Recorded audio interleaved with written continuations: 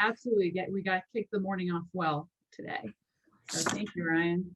Absolutely. Well, Elisabeth and Michelle, I would love to turn things over to you. We're here on the back end if you need anything.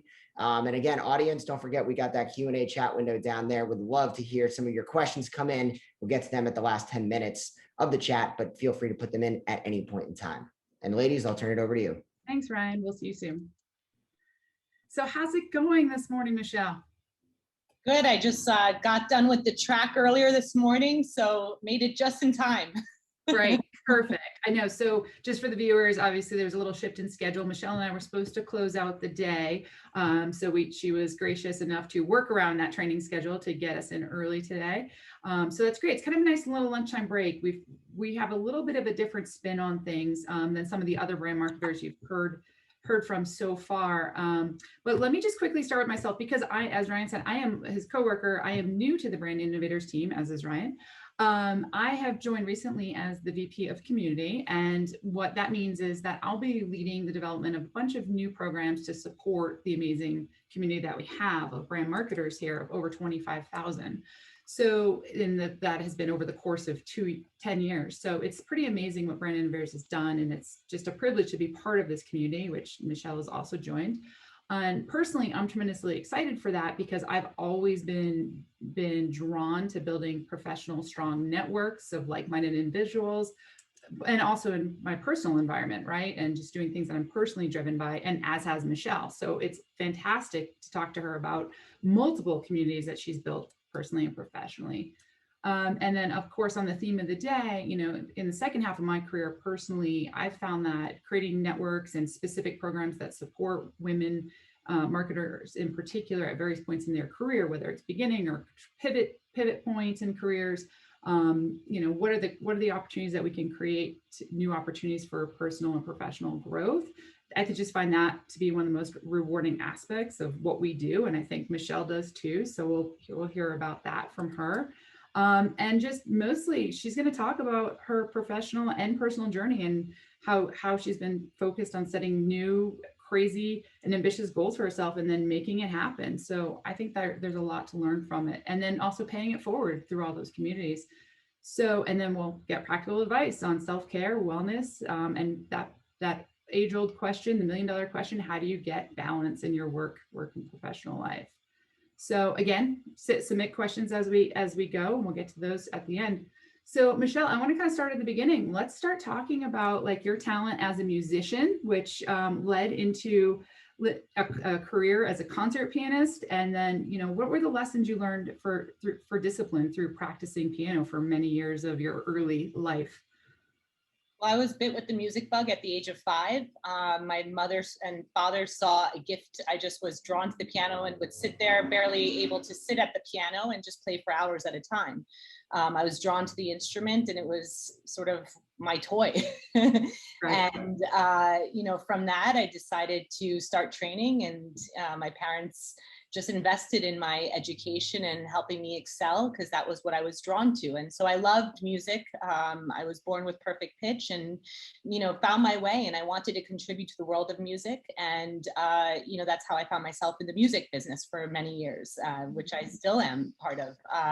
So I think, just the passion, follow your passion and know what you're good at. And that was, I was too chicken to be a concert pianist. I went to Northwestern. I had a double major in piano performance and journalism with a minor in music business. So I think I've utilized all my educational skills and degrees. But, I wanted to, I knew I had a business mind, and there was more than just being a concert pianist myself, because I was worried about that kind of job security. But I knew that my completion and training as a concert pianist would allow me to help work with talent in another kind of capacity, really being able to relate and help artists in a better way. So that's how I decided to, sort of shift into my contributions in the marketing and music business. And I think the training and that kind of discipline is what set the foundation for my entire career. And it has been, my success in my career, because, practicing 5 hours a day and having to get on that stage and perform for an hour, there's nothing like it. And there's no cutting corners. So you have to really have it be second nature and pay attention to all those details. And that's a great skill set that has helped me along my entire journey professionally. Right. Because it's so critical in the marketing world, and specifically dealing with musicians across and brands across multiple different venues and tours and all of that. There is a lot of detail to be managed in that. So you're really keen and sharp in that sense. That makes sense. So tell us a little bit more about the types of work you did in the music industry. Well, I've been fortunate to see a lot of different sides of the business. I've worked at a record company twice. I've been on the management side. I was also a branding agent and have worked at a creative brand agency. And now in my current position, more in the digital, content space in live stream and podcasting. So I've been very fortunate because I strategically wanted to really understand all the different facets of the business. And I've been, fortunate to work with incredible talent, emerging, established talent, helping them build their brands and businesses and help them really market it and align them with, authentic partnerships and execute those partnerships to, find the best marriages and help, impact culture and their growth and the brand growth and really doing some exciting, collaborations along the way. Oh, absolutely. And so that, I mean, you spent pretty much about 10 to 15 years in that side of the business, it sounds like. And then you made a pretty big shift a few years ago in launching the XX project. And you co-founded that with some pretty inspiring women, Soledad O'Brien, Beth Comstock, both very accomplished in their respective careers. So what brought you to that moment from the music industry to creating this project? And actually, I'm gonna pause that because I do want to talk before we get back to that topic. I wanted to make sure on the music topic we talked about the nonprofit organization you founded, which was Music Unites. So you have not left the music industry either in that sense. So do you want to talk more about that? Yeah, I started off my career graduating from Northwestern in journalism. And I was covering the beauty business, and it was when every single artist was signing an endorsement deal in the beauty space back in 2005.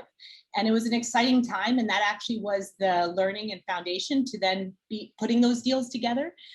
So as a young journalist right out of school, I was writing 5 articles a week and just grinding, and the beauty business is an incredible business. And at that point, I realized my music passion and giving back and supporting the underserved was not being met. So I was very entrepreneurial. And at 25, I decided to start a music nonprofit, Music Unites, to empower youth through music and fund after-school music education programs.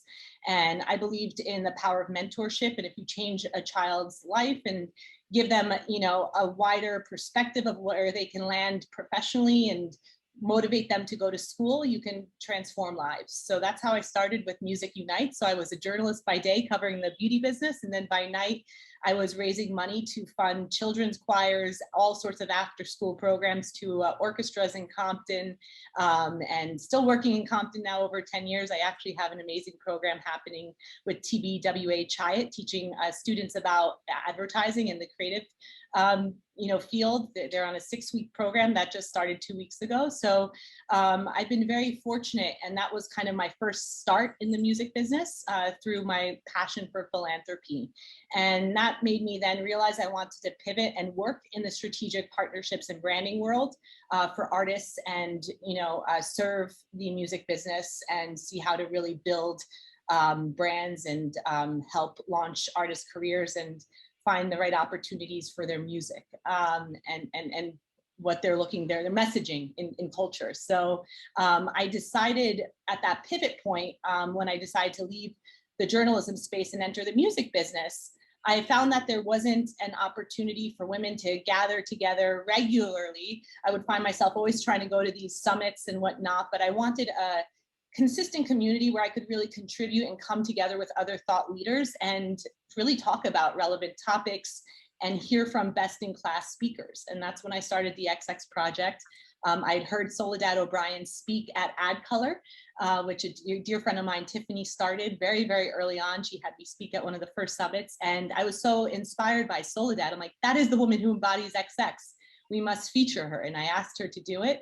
My first talk, it was at Soho House in New York. And we just gathered, we had these salons where around 50 to 100 people came together monthly. And we showcased all different women leaders, Beth Comstock, Pat Mitchell, to Eve, the artist. And we talked about what's happening in business and, C-suite advancement, how to break glass ceilings and innovation in various industries, and built this vibrant community that really empowers women, gives them resources and tools, and helps really get business done and find true collaborators.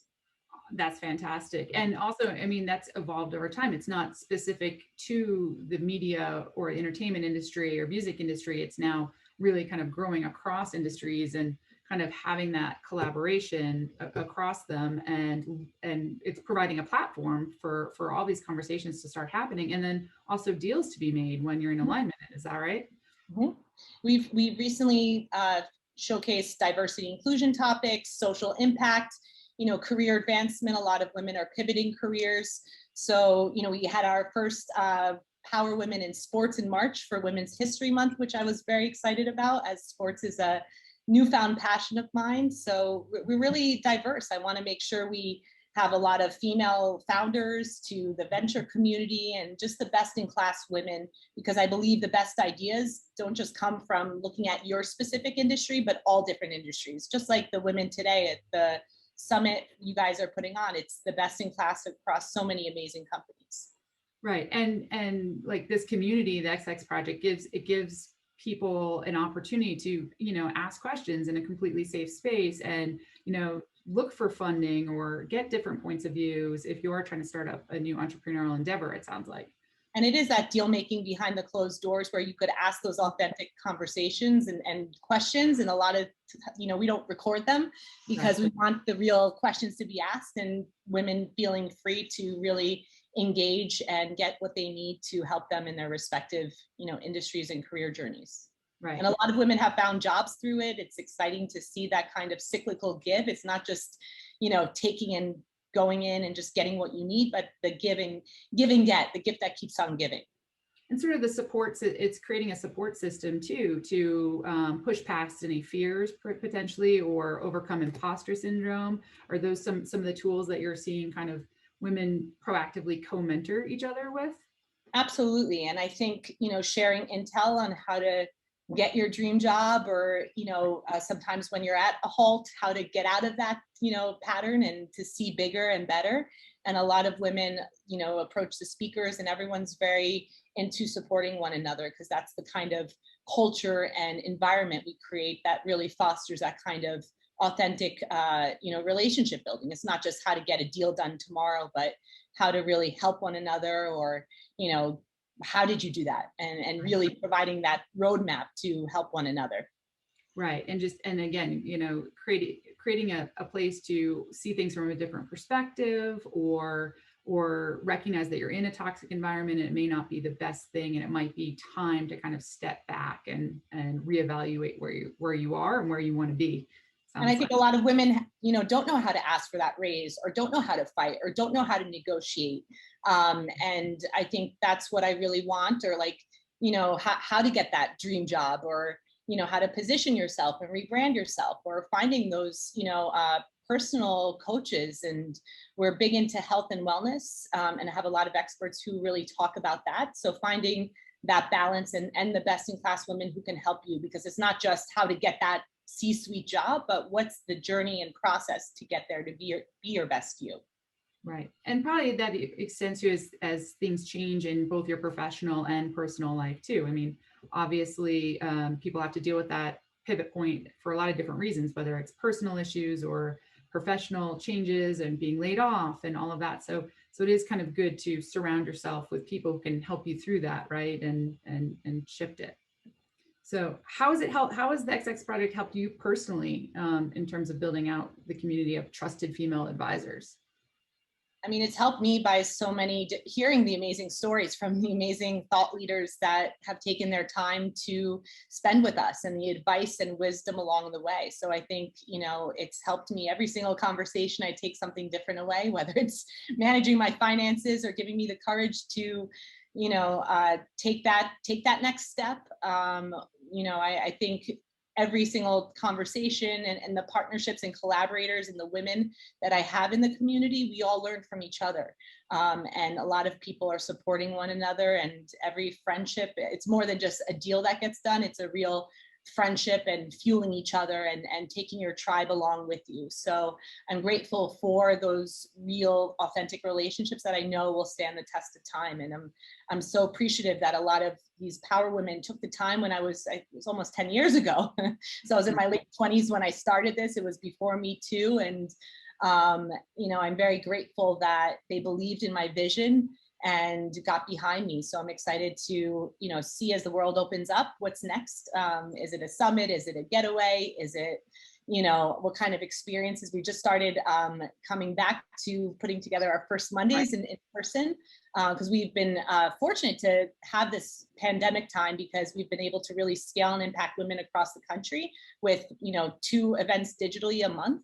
But excited to now bring this hybrid format and have our first dinner coming this Monday. But looking forward to inviting more members and hearing what women really want, and listening to, you know, our members and getting them what they need in this community, and facilitating those introductions and relationships. Right. And it's so fascinating. And obviously Brand Innovators did the same, going from a live events business to scaling to that virtual pivot very, very quickly. And the opportunities, like you said, it opens up to just expand the community. It's still great to go back to those in-person events and kind of have this hybrid model. So we're all very excited for that, certainly. But yeah, it's just one example of how you can reach a lot more people through these networks that you're building. So fantastic. So yeah, shifting gears a little bit. I mean, I think that is a good point to talk about, like, you know, as the pandemic shifted so many things for all of us, just personally and professionally, it gave a lot of people time to kind of stop, think, reevaluate, with a lot less distractions. Like, you know, a lot of people are making career shifts. A lot of people turn to health and wellness. And you certainly did both of those things at a very high level. So I definitely want to talk about the 2 major changes that happened for you during the pandemic. First, the decision to go back to school at this point in your career, and to go to law school and make a big career pivot. And 2, this newfound dedication to fitness through competitive running, which has certainly transformed your life. You've talked a lot about it, and you've set some pretty ambitious new goals for yourself. So let's get into that. I think sometimes it's unfortunate that, you know, you have to have something that stops you, or is your aha moment where you're like, I have to change, whether it's burnout, whether it's a death, a divorce, or something that, or, you know, you lose your job. It's unfortunate that those moments happen, but sometimes when you find a silver lining in those moments, it catapults your life. And, you know, I certainly, working in the music business and entertainment business, working with artists, being out 5 nights a week, at many of times till all hours of the night, at concerts, you know, I remember throughout my entire career trajectory, what it's like to burn out. And I have, and, you know, not always knowing how to overcome those hurdles. And, you know, basically COVID hit, and I had lost a parent in February of 2020. And it was very difficult. And then I came back to LA in early March, and I felt really at a low. Personally, I just energetically felt like I was depleted. And I didn't know what to do, but I knew something was not right, and I needed to change my life. And, you know, the silver lining is my stepfather's last words to me were, will you move on with your life already? Gasping for air in January. A few weeks later, I'd lost him. And I had to sit with those words, and those are very difficult words to sit with. And I have amazing parents, both my mother and father, who were there supporting me in so many ways, and have really contributed to who I am as a woman, as a leader, as a daughter, and instilled really strong values. But I knew that something had to shift. So I turned to, for the first time in my career, it's hard when you're working at big companies. I decided to take that 1 hour of commuting in the morning and the evening and spend it on my time. So every morning I would wake up, I would turn on my Spotify playlist and start walking. And every evening when I finished my day, I would, just start walking. And soon I started 7 to 8 miles a day. But I decided that drive commute time will be my me time. And for the first time in my career, I set really disciplined boundaries. And I sat with those words thinking, what do I need to do to change my life? And every day, this was one of the hardest times in my life. I was, just energetically really at a low. I just shifted, and every day I got a little stronger, one step forward. And after 3 months of this walking turned into running in my local neighborhood, and I'd lost 30 pounds. And at the same time, I was going through a personal transition with a divorce, and it was a tough time, that on top of losing a lot. But you have to, get clear, get stronger, and decide what are the right decisions to help pick those pieces up. And what's that new life? What are you trying to manifest in your future? And I knew that I wanted a new skill set as a woman looking to advance in, corporate America, in leadership roles to the C-suite. I felt that a law degree would really help me be a stronger negotiator, deal maker in business. And, a wonderful opportunity. I think COVID has opened a lot of our eyes in that timing that we have. And UCLA had this wonderful master's program that they started for, working professionals who are looking for, the skill set of, legal skill set, and not looking to practice law with to be an actual lawyer, but wanting to use those skills in business. And it was the perfect timing, and I decided to go for it. And I applied, I got in to law school, and it was really serendipitous that around that same time that I got in, I was also manifesting what could it feel like to be at UCLA and be a student, and what would I feel like to jump on that track and just start running, because I got bored with doing 2 hours in Westwood every single day. After 3 months, it got a little bit mundane, but I had really good Spotify playlists, so I'm happy to share that with anyone here if they're interested. Very motivational. I manifested, something on that track shifted something in me. And I ran to heal. I ran for joy. I ran to just fight to get through a difficult time. And on the track was my coach, who was instrumental in this pivot, who believed in me, who, felt that I could take my talent and skill. He saw something in me, and we decided to, collaborate. And I was so fortunate to have someone like that who always believed in me, who had my back, and to help me discover a whole new, me that I didn't know existed. I was never an athlete. I was the band camp concert pianist nerd.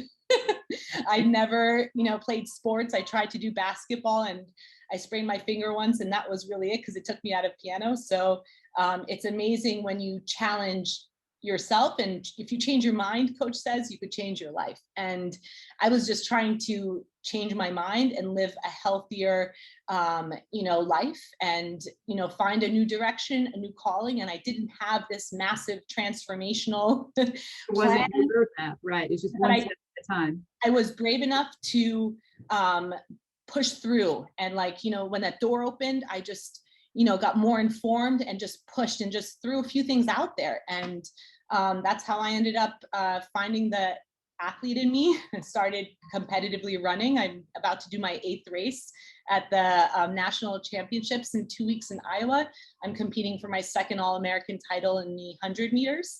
So working super hard to take my athletic ability to the next level, training 4 hours a day, and also with law school, finishing my 1st year. And I have 1 more year to go, and I'll be walking in graduation as I turn 40. So it's never too late to find or perfect a skill set. You just have to be brave enough to plow through, and also find the right support system who can really help you when you don't see something in yourself. And I attribute a mentor of mine, Lavinia Erico, the co-founder of Equinox, to push me to apply to law school when I was going through a difficult period with my personal life. And she said, no, put that law school application in, and forever grateful for that. And then my coach for seeing something in me as an athlete and working with me day in and day out. I train, so sticking with me. And I think, you know, that athletic training has really shifted the way I do business, the way I,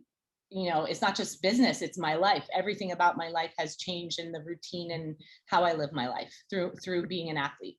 Right. And again, it goes back to that discipline. You're being very efficient with your time, very structured with your time, and you feel empowered to say no to things that ultimately don't help you get to your goals. I mean, that's sounds very clear. I mean, that's how people are successful, right? In business, in life, and trying to find that perfect work-life balance. But it does come with sacrifice too. I mean, what are some of the sacrifices that you've had to make?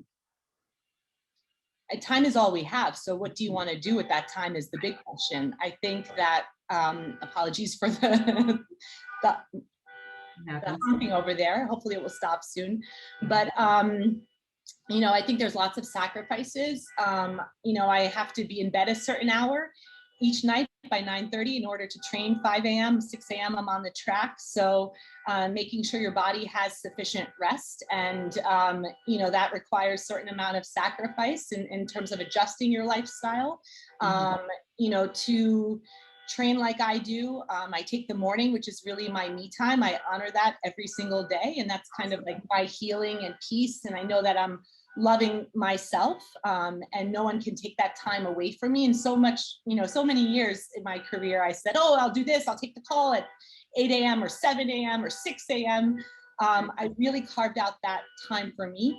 And then working a full-time job on top of then going to law school on average, sometimes 2 to 3 hours after school, 3 days a week. There's only a finite amount of time you have. So Coach gave you this analogy, which I really love. Wait, hold on, let me just close that because it's okay, really fine. 1 second. Distracting you. The things we struggle with in this new virtual environment, we're all dealing with it, and it's all okay. So apologies about that. Hey, perfect. But Coach gave me a very good analogy where you have a plate, and there's only so much you can put on your plate. And every day we have a decision to make. What do we put on that plate? And does that, you know, help us with our immediate goal and really defining what's long and short term of those goals? Because before I would just quickly, I got to put it on, I got to figure it out. And then I was not as strategic, and I was always a hard worker and, you know, very dedicated, did above and beyond. But, you know, sometimes you have to shift the strategy to be more effective and efficient in business, and really setting your boundaries and knowing when to say no. So, you know, I've understood that, you know, going to law school, working full time is not easy, and there's sacrifices. In the weekends, I'm studying, you know, after work, I'm in class. So, you know, it gives you certain nights where, you know, you might not be able to do the things you typically want to, but I think, you know, that kind of self-love, both, you know, what you're giving yourself intellectually as well as physically is more love than, you know, you can ever ask for. So I think that's like such a gift to give myself as I, you know, embark on this exciting next chapter. As I turn 40, I'm living my healthiest, strongest self. And one thing has really, like, you have to find that system and that equilibrium. And I think the morning routine that I've set up allows me to really fuel through my day and give me that energy, and knowing what you can and can't do, and being patient with yourself and communicating with your loved ones and explaining, because sometimes we feel so much guilt about it, but you have to just explain that, you know, you're doing this for this amount of time. It's 2 years of how many years of life that we have. So I think, you know, just being able to assess where you are in life and setting up those systems, like, it's good to reevaluate at any given point. So, you know, I think you have to not just do what you did 10 years ago. Every few years, you know, obviously if you have a family, if you're a single parent, you have to reassess your system as you do your business life. You know, you get evaluated on your performance. So same thing in your personal life, which I wasn't really doing. I thought I was, but I wasn't really intentional about my decision making.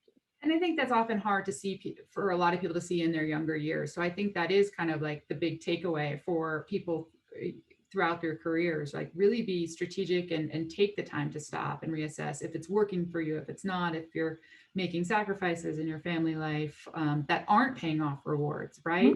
You know, if it's a short-term sacrifice that'll pay a long-term reward, like going back to school, then absolutely you should make that a strong consideration, and then figure out how to make it work within your own ecosystem.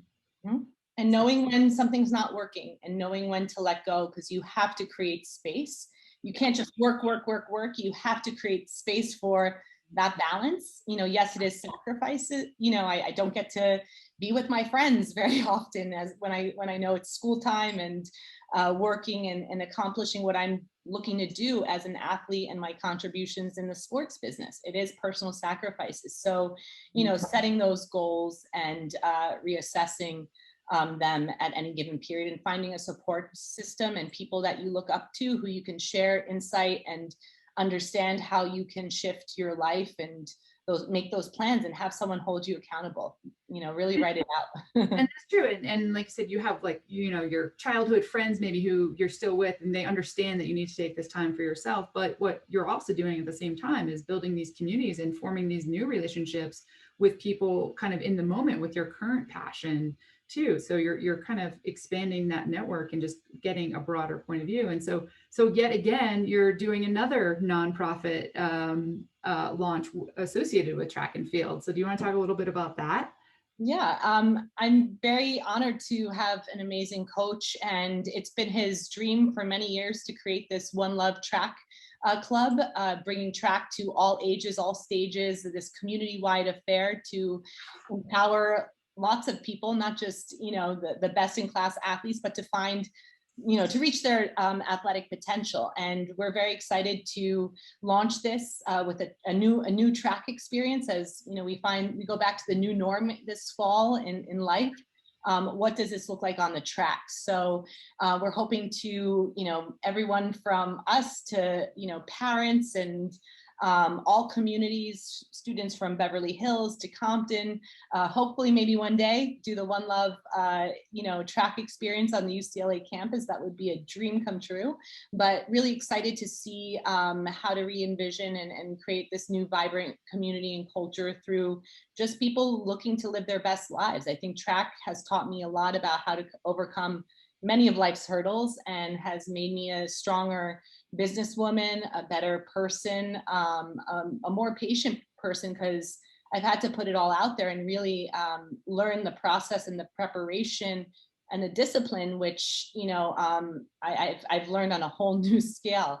So I'm excited to share that journey, because you don't have to be a competitive sprinter to love track, but to, you know, just be inspired and motivated and live a healthier life and, you know, more authentic life. And that's what we hope to do, and hope to reach a lot of kids who don't have access in their, you know, communities. I'm really excited. I'm running this Saturday in Compton, a district that I've worked over 10 years for my charity. So excited to go there this Saturday to do a test run for what I'm going to be doing in 2 weeks out in Iowa. So, you know, it's interesting how life, you know, when you're on your path, just the doors open, and excited to bring a lot of people on this, you know, journey, and to find, you know, inspiration through what we're trying to do and create through a community of people looking to live their best lives. And that's fantastic, just to think about how all that started with was just, you know, one step per day, one work per day.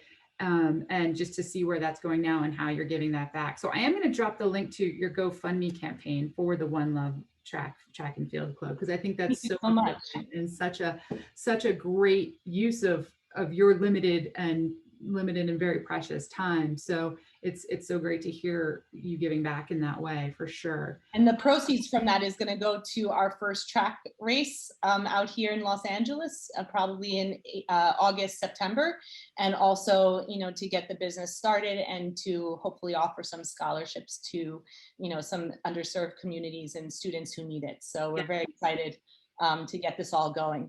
That's fantastic and super inspiring, right? You know, I don't know that I want to revisit my high school track days as a pole vaulter at this point in my life, but Never know. Stranger things. It's okay. I'm very scared of the hurdles. So coach has me practicing on them a little bit, but I'm still very, very scared of them. Right, right. So we just have a few minutes left. So I do want to open it up for questions, just to see if we have any coming in. But I will just ask one more final. You did talk a little bit about other mentors and role models for you as you've kind of gone through these changes. You talked about the co-founder of Equinox has been very instrumental. Who else do you look up to professionally and or athletically? Mm-hmm. I look up to Sylvia Rohn, who has known me for a very long time and, gave me the opportunity to work for her at Epic. She's been an amazing leader in the music business and beyond, and grateful for the opportunity to work under her leadership to really see how a true leader walks the walk. I was honored to work with her at a time when she was honored for City of Hope with the Spirit of Life Award, and helping her with that entire campaign was near and dear to me, as I have several family members who suffer from cancer. And I just think it was such an honor to help out and see how she leads her team. And I think there's so many other amazing women that I've had the opportunity to work for and to be their agent, even Deborah Lee from BET, Bozoma St. John at Netflix. I think you have to see what inspires you about every single, woman that, and, is it their leadership? Is it, something personal? What is it that really draws you in? And there's some people that I haven't met yet that I'm really inspired by. As an athlete, I love Allison Felix. I think she's just such a force. And as a mother, what she's fighting for. And I'm really excited to see her as she embarks as a founder now. And she took the opportunity as she goes to Olympics to start her own business, and for mothers, for women. I think it's an incredible time, and I'm certainly going to get behind that in full force. And I can't wait to purchase some of those products. Naomi Osaka as an athlete, it's incredible what she's built. I can't wait to see the Netflix documentary come out next Friday. It looks incredible.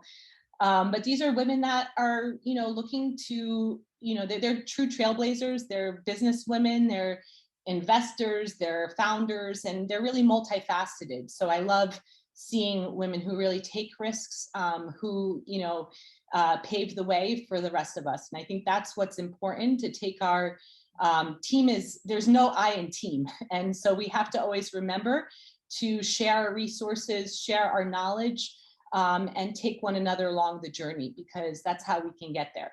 And I love thinking about the analogy. My coach also, he's very good with these, but there's a ladder. And so how far can you climb on that ladder? And don't look down, just keep going up. And, you need the right support group and leaders who believe in you to help, climb to that next level in life.